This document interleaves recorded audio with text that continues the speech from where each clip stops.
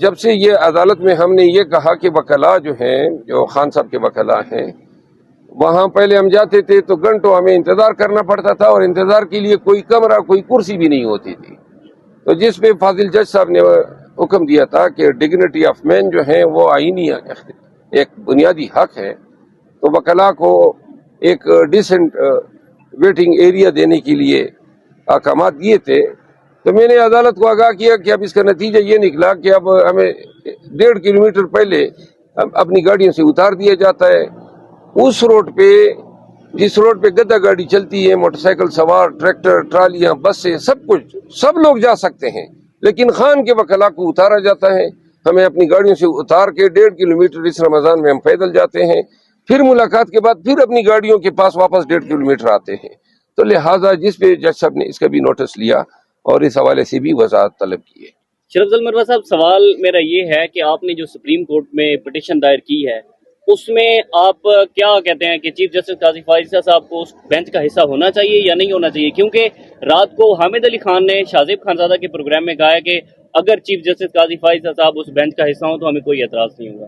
آپ کا کیا اس پر رائے ہے؟ حامد علی خان کون ہے؟ حامد خان صاحب. اچھا، دیکھیے وہ میں نے تو اپنی ریٹ پٹیشن میں ایسی کوئی بات نہیں لکھی ہے جس کا آپ ذکر کر رہے ہیں، لیکن ہمارا استدلال یہ رہا ہے کہ سپریم کورٹ کے ایک 5 ممبر بینچ نے 2021 میں ایک حکم نامہ صادر کیا تھا، ایک کانسٹیٹیوشن ایک پٹیشن میں، سی ایم اے 490، اور اس میں پیرا نمبر 6 ہے.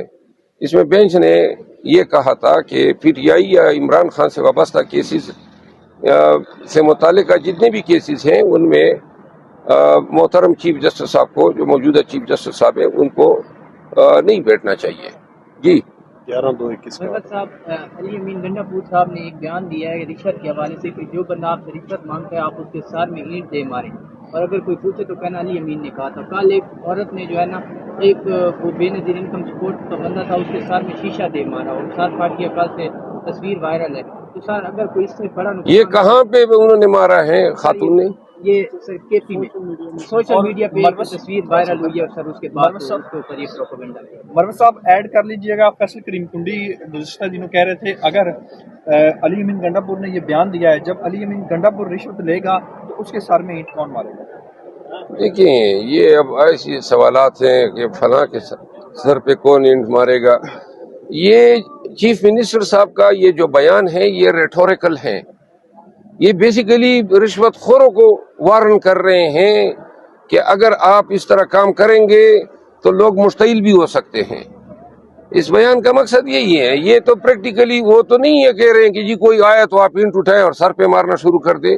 بیسیکلی وہ سرکاری ملازمین کو، رشوت مانگنے والے کو تنبیہ دے رہے ہیں کہ لوگوں کو اس پہ مجبور نہ کریں کہ آپ رشوت لینے کے چکر میں لوگوں سے مار کھانا شروع کر دیں.